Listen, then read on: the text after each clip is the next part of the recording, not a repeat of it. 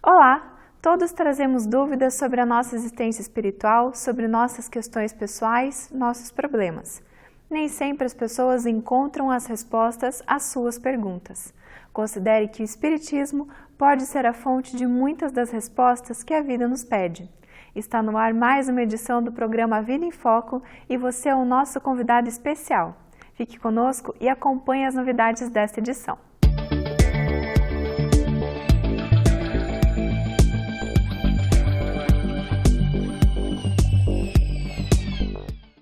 Desde sempre, a Terra mereceu a atenção do plano espiritual. O Criador nunca nos deixou órfãos quanto ao conhecimento das coisas do Espírito. Sejam os profetas, cuja história é narrada no livro sagrado, sejam os santos e santas ou os grandes benfeitores da humanidade, eles se constituíram em emissários do mundo superior para ensinar à humanidade o caminho da evolução. O Espiritismo, como uma resposta do mundo espiritual ao materialismo, pode se enquadrar nesta mesma perspectiva? Por que o Espiritismo chegou à Terra? Qual o seu papel junto à humanidade? Este tema é o motivo da entrevista de hoje com Cosme Massi. Acompanhe e tire suas conclusões também. A Vida em Foco traz crônicas, curiosidades, o Espiritismo esclarece e, fechando o nosso encontro de hoje, mais reflexões sobre a doutrina espírita e os ensinamentos de Jesus. Você é o nosso convidado. Fique conosco. Confira agora a crônica da semana. Lamuria-se diariamente, através de muitas vozes, aquela sensação de falta de esperança, tristeza e lamentação sem propósito claro. Reclama-se quase que por hábito e o sorriso torna-se exceção à regra. Quantos não enxergam a vida em preto e branco, quando na maioria das vezes ela está colorida e poderia ser vivida com muito mais leveza? A doutrina espírita nos ensina que os processos reencarnatórios em planetas ainda inferiores como o nosso têm como objetivo o aperfeiçoamento eminentemente moral e que esse processo, de fato, muitas vezes é doloroso. Por outro lado, em nenhum momento nos é dito que a vida, no seu contexto geral, precisa ser vivida com sofrimento. A felicidade deverá ser buscada a todo custo em todos os momentos. Ser feliz, de certa forma, é uma opção.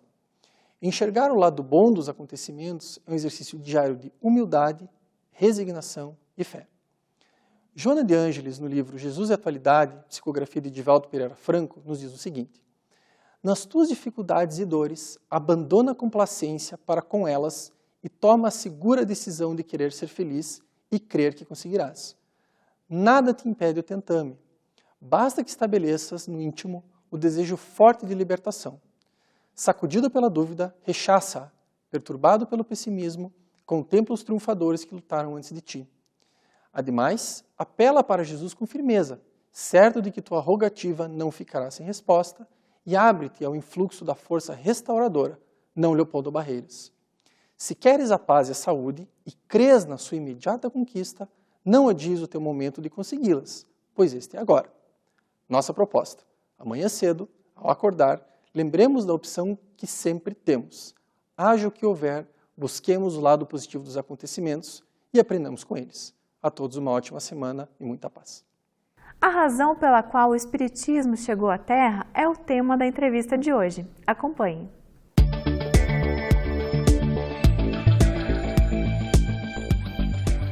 Olá, que bom que você está conosco, que bom que estamos juntos. Começa agora o nosso bate-papo, a nossa entrevista. E hoje temos a alegria de receber mais uma vez aqui Cosme Massi. Seja muito bem-vindo, Cosme. Obrigado, Márcio. A alegria é minha. Embora a maioria já saiba, é bom que a gente diga, né? O Cosme, além da sua graduação em Física pela Universidade Federal do Rio de Janeiro, tem mestrado e doutorado, vamos ver se eu acerto agora, Cosme, em Lógica e Filosofia, não, Filosofia da Ciência e Lógica? Isso mesmo. É isso? Pela Unicamp. Exatamente. E é pesquisador espírita há mais de 5 anos, né, Cosme? Uns 30 mais de 5 anos. Uns 37, mais ou menos, né? Tudo bem, Cosme. Hoje nós estamos aqui para conversar sobre o Espiritismo, mas não propriamente por dentro, né? Por fora.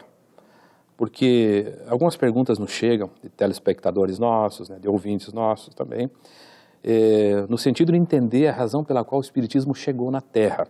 Então, para a gente começar, né, a aquecer esse bate-papo, qual era o contexto do século XIX em que o Espiritismo chegava? Ele podia ter chegado antes, podia ter chegado depois, mas por que o século XIX? E por que Paris? Muito boa, Márcio.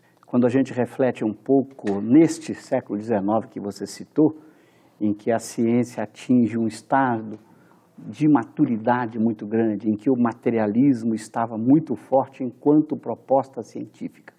Então, os homens já amadureceram o suficiente ao longo de 1.800 anos, se nós contarmos a partir da vinda de Jesus, na construção de um pensamento lógico, racional, que é o pensamento científico, apoiado na razão e na experiência.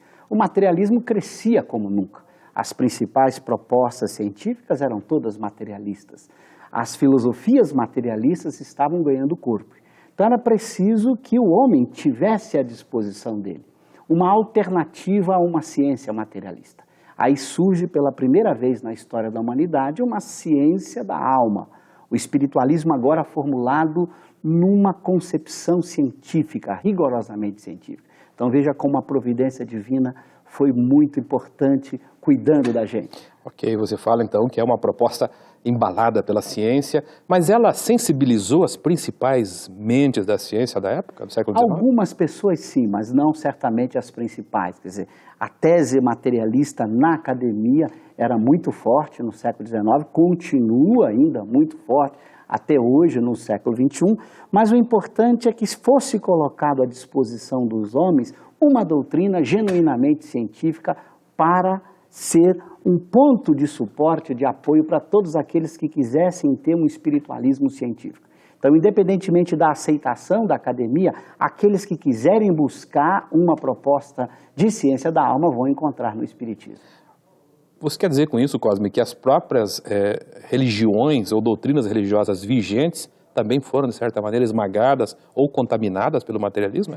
De certa maneira, elas foram combatidas pela proposta materialista, porque as propostas religiosas, não só do século XIX, mas anteriores, não apelavam para a razão na construção do conhecimento religioso. É um conhecimento dogmático, um conhecimento mais apoiado numa crença cega. No momento em que surgiu a proposta espírita, como vai dizer Kardec, as próprias religiões agora passam a ter um suporte para os seus principais princípios numa ciência bem construída. Então, a existência de Deus, da alma, a continuidade da vida, que antes era apenas um artigo de uma fé dogmática, agora passa a ter um suporte numa ciência muito bem construída. Historicamente, o espiritismo é o primeiro a falar, não só falar, mas é o primeiro a realizar essa aliança entre a ciência e a religião? Não tenha dúvida. Antes das obras de Kardec, nós não temos nenhuma construção científica de uma proposta de espiritualismo ou uma ciência da alma. Não existe na história da humanidade uma construção de ciência da alma anterior às obras de Kardec. Ali nasceu, pela primeira vez, um mecanismo muito bem construído de como é possível, por intermédio da mediunidade, fazer uma ciência da observação que tratasse da alma. Allan Kardec foi pioneiro nesse trabalho. Você, como um filósofo da ciência, como um pesquisador, considera que o espiritismo é consistente? Absolutamente consistente. Quer dizer, tudo aquilo que a gente aprendeu na academia, dentro da epistemologia, da teoria do conhecimento ou da filosofia, da ciência, nos mostra que Kardec, nas suas obras, conseguiu dar um modelo absolutamente científico, rigorosamente científico para uma ciência da alma, coisa que não havia sido alcançado antes de Kardec. E Cosme, por que nós precisávamos disso? O materialismo não é suficiente para responder às principais indagações e inquietações da criatura humana? Veja, com a proposta materialista, a vida se torna exclusivamente esse estado de 50, 80, 100 anos de existência.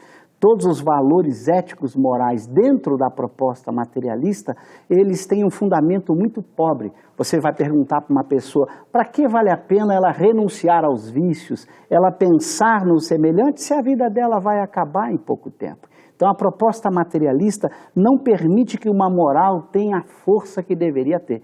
Você até pode pregar uma proposta moral, como fazem vários materialistas sérios. O problema é que essa proposta moral, na hora que você vai vivê-la, ela entra em choque com os interesses materiais. Você não vai abrir mão dos seus interesses materiais se esses interesses forem colocados em xeque. Então, uma visão de que a vida acaba com a morte dá à moral muito pouca força. A conduta moral, na prática, ela perde muito. porque a pessoa sempre vai colocar os seus interesses em primeiro lugar.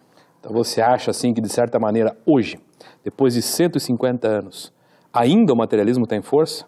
Mesmo dentro das doutrinas espiritualistas, se nós olharmos do ponto de vista prático, é muito comum a gente ainda não incorporar na conduta a crença espiritualista que a gente tem. É muito comum a gente ter uma crença superficial na continuidade da vida, mas não uma crença profunda que se transforma em mudança de vida, em conduta de acordo com essa crença. Então, do ponto de vista prático, do ponto de vista da vida prática, nós nos comportamos muito mais como materialistas do que como verdadeiros espíritas. Ok. Cosme, faz um breve intervalo e reflete depois do intervalo a respeito das consequências práticas de se mudar esse paradigma. O que seria para a nossa civilização, né, qual seria o resultado, né, do paradigma do espírito imortal realmente ser algo consciente. Ok? A gente já volta. Aguarde uns instantes. A Vida em Foco vai para uma pequena pausa e logo retornaremos com o segundo bloco de entrevistas. Até já!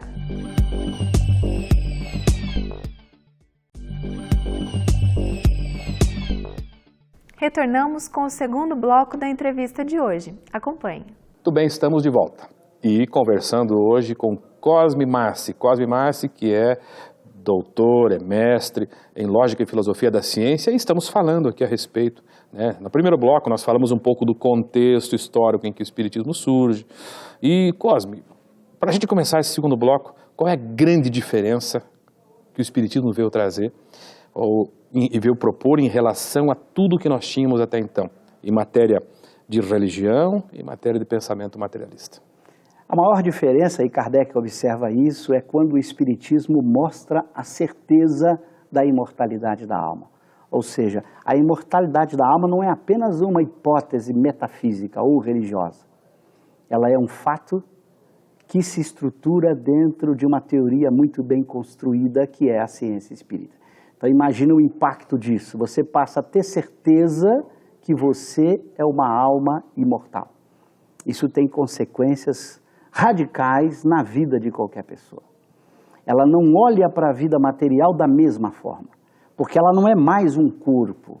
E a vida material não é o objetivo último de sua existência. Muito parecido quando você faz uma viagem, que você sabe que vai ser uma viagem curta, que você vai ter que retornar para a sua casa, para a sua cidade. Você não vai nesta viagem colocar os objetivos de sua vida, porque você vai ter que voltar para a sua casa. Você não vai nessa viagem fazer alguma coisa que comprometa a sua vida aqui na cidade em que você vive, que você sabe que você vai ficar curto espaço de tempo nesta viagem. Algo análogo vai acontecer quando você leva a sério a proposta espiritualista. Você agora começa a se preocupar, peraí, se a vida continua, se eu não vou viver apenas esses 70, 80, 90 anos aqui na Terra, se a vida continua e eu vou levar para essa vida a consequência da vida que eu estou vivendo aqui na Terra, você começa a pensar. Então, se eu for prejudicar alguém, eu vou pensar duas vezes, porque eu vou ter que encontrar novamente com esse alguém. Eu vou ter que reparar o mal que eu causei a essa pessoa. Eu não vou ter como escapar das consequências desse mal. Se você tiver certeza disso, não apenas isso como uma vaga hipótese possível, você deve mudar radicalmente a sua maneira de ser. A sua opinião, Cosme, com a sua experiência, o que é que falta, então, para que o Espiritismo chegue, respaldado, como está aí, né, pelo racionalismo acadêmico, inclusive? Allan Kardec tinha relações, assim como muitos outros, com o meio acadêmico. O que é que falta para o Espiritismo emplacar mesmo, né? Depende do meio. No meio acadêmico ainda falta a academia conhecer a obra de Kardec. Eu acho que esse é o melhor caminho para a academia. O dia que os homens de ciência se debruçarem sobre as obras de Kardec, compreendendo todo o processo de construção do Espiritismo, você abre uma porta importante no meio acadêmico. Agora, entre nós espíritas, o que falta é a gente realmente botar em prática aquilo que a gente já conhece. Quer dizer, que esse conhecimento não seja apenas superficial, que a gente tenha a coragem de enfrentar os interesses, de enfrentar as paixões ruins que trazemos, para começarmos realmente a botar em prática a crença espírita. Essa certeza da imortalidade tem que produzir uma mudança na nossa vontade, nos nossos desejos. A gente precisa desejar a vida material apenas como um meio para a verdadeira vida. Então você vai trabalhar aqui não para construir uma tranquilidade na velhice, que é o que a maioria de nós fazemos. Nos preocupamos com uma tranquilidade na velhice. Espera aí, isso é muito pouco. Eu tenho que trabalhar para a continuidade da vida, para aprender ao máximo, não dar ao corpo a importância que ele não tem. Nem desprezá-lo, porque ele é uma ferramenta importante de trabalho, mas ele não é a realidade última. Quando a gente aprender a fazer isso, nem desprezar o corpo, mas nem valorizá-lo excessivamente, a gente vai encontrar o caminho de como viver cada dia pensando na vida definitiva e não na viagem provisória que estamos fazendo agora. Para quem tem essa convicção consolidada, firmada, né, dentro de si, a respeito da continuidade da vida, o que muda na prática? Por exemplo, vamos pegar o tema da discussão do momento. Né? O homem é melhor que a mulher? Se discute muito isso, a questão do gênero. Né? Então o movimento feminista tentando assegurar direito, dignidade à mulher, ao papel feminino. Para quem é, de fato, espírita convicto, né, e tem isso bem consolidado, o que é que muda nessa perspectiva? Perfeito. O que muda é que você passa agora a se preocupar com as virtudes, pouco importa se homem ou se mulher. Você considera que todos são espíritos imortais e que todos temos uma mesma meta, uma meta de felicidade e de progresso. E que o seu papel enquanto membro de uma sociedade é ajudar para que todos sejam melhores, para que todo mundo cresça, para que todo mundo se aperfeiçoe, independente de sexo, de raça, de condição social. Você passa a olhar para o indivíduo como você olha para um espírito e não para uma pessoa corporalmente falando. Então você tem uma visão agora muito mais ampla de existência. Você vai se perguntar todo dia ao acordar, o que eu posso fazer hoje a benefício da sociedade? Como eu posso ser melhor hoje do que eu fui ontem? Então, cada dia de sua vida você vai se preocupar em ser melhor do que o dia anterior. Então, você vai deixar de lado essas divergências de sexo, divergências de raças econômicas. Você vai se preocupar não em competir com o outro. Classe social. Exatamente, mas em colaborar com o outro. E quase é verdade que a gente pode reencarnar como mulher também?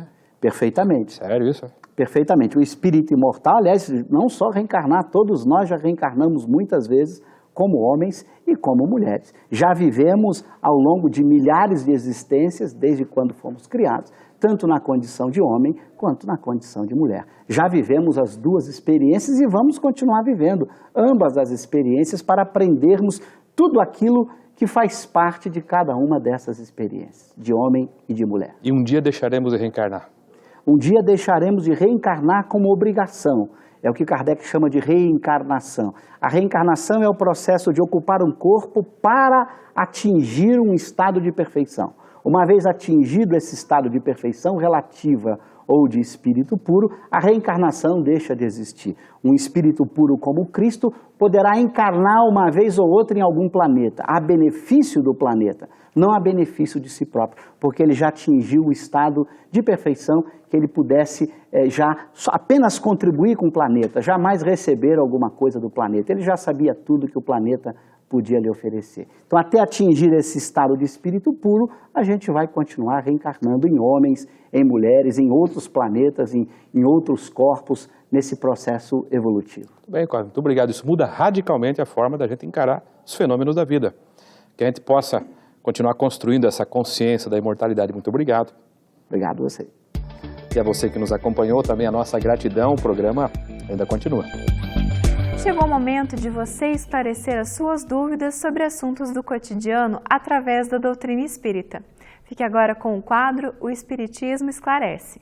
Mesmo já passados em torno de 160 anos do advento da doutrina espírita, ainda se ignoram as suas bases. Todavia, em suma e despretensiosa síntese, digo que a doutrina espírita nos foi revelada pelos bons espíritos através de mensagens mediúnicas que se repetiram em lugares diferentes e foram recebidas por diversos médiums, pessoas com maior sensibilidade para ouvir e ver os que já não estão no mundo material com corpo de carne. No século XIX, alguns fenômenos reiterados passaram a chamar a atenção especialmente na Europa, notadamente na França, onde eram realizadas reuniões públicas com as chamadas mesas girantes, em sessões de divertimento, nas quais as mesas respondiam a perguntas realizadas pelos participantes. O professor francês Hippolyte Léon Denisard Rivail se interessou em investigar os fenômenos mediúnicos e foi o responsável pela organização das mensagens dos espíritos, que culminou com a codificação da doutrina espírita, fundada em 18 de abril de 1857, com o lançamento de sua primeira obra, o Livro dos Espíritos.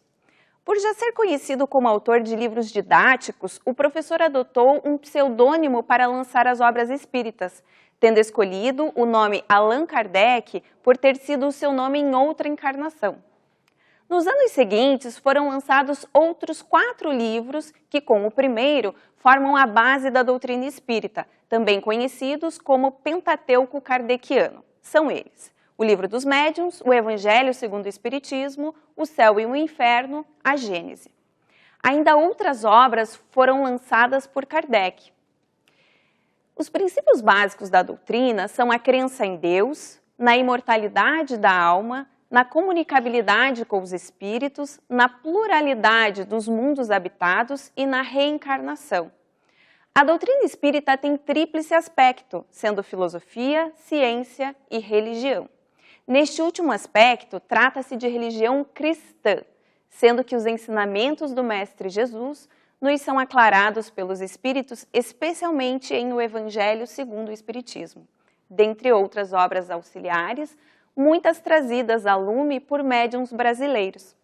O codificador nos pontua que a finalidade da doutrina é o melhoramento dos homens, nos exortando que fé inabalável só o é a que pode encarar frente a frente a razão em todas as épocas da humanidade, delineando a marca da religião espírita, que é a fé raciocinada. O Espiritismo vem cumprir a promessa do Cristo de nos enviar um Consolador que ficará indefinidamente ao lado da humanidade, e pelas mãos do médium Divaldo Franco, nas belas palavras do Espírito Amélia Rodrigues, em suas Primícias do Reino, sabemos que as sepulturas quebrarão o silêncio em que se guardam, e vozes em toda parte clamarão, lecionando esperanças sob os auspícios de 1000 consolações. Este Consolador removerá velhos óbices, promoverá a reestruturação social à base do amor, que então invadirá todos os departamentos da vida, inaugurando sentimentos de solidariedade em todos os corações. Alberto Almeida nos traz momentos de reflexão com o quadro Espiritualidade em Gotas. Acompanhe.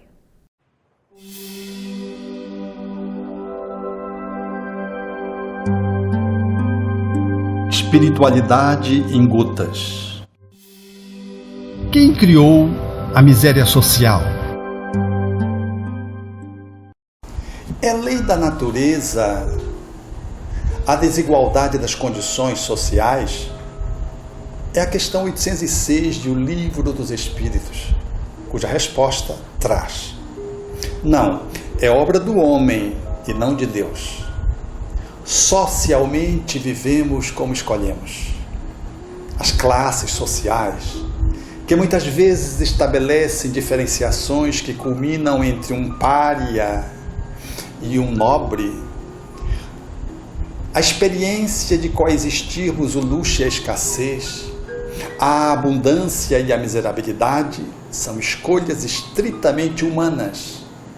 Não tem nada a ver com o divino, muito embora possamos utilizar uma ideologia política ou religiosa para assim estabelecermos esse status quo de estratificação social.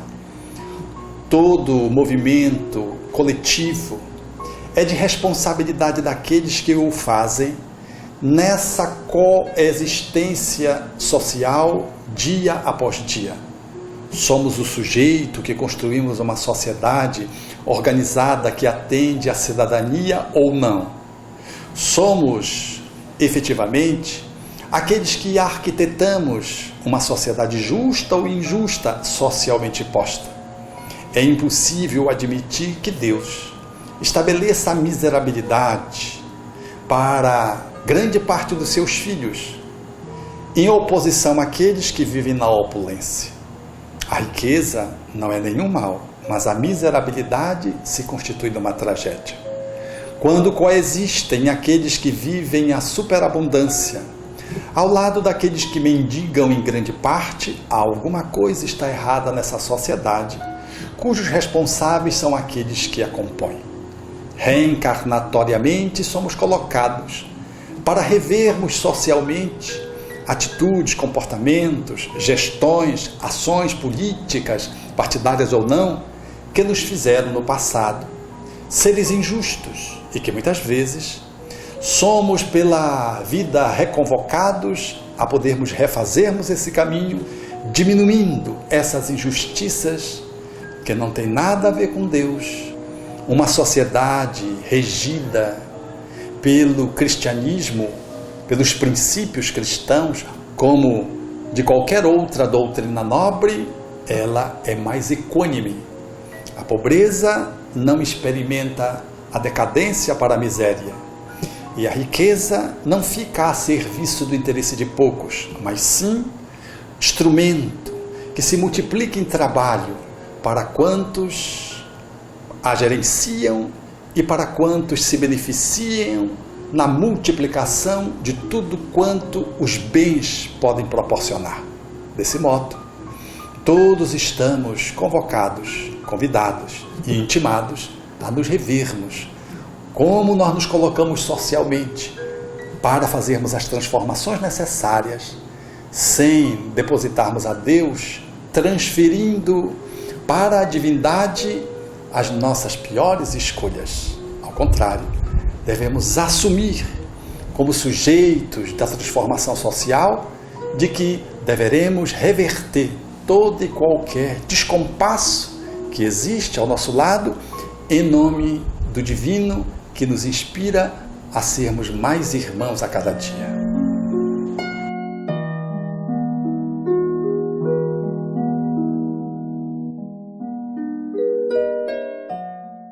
A Vida em Foco volta na semana que vem com mais novidades. Agradecemos todas as participações que nos ajudam a construir e melhorar o programa.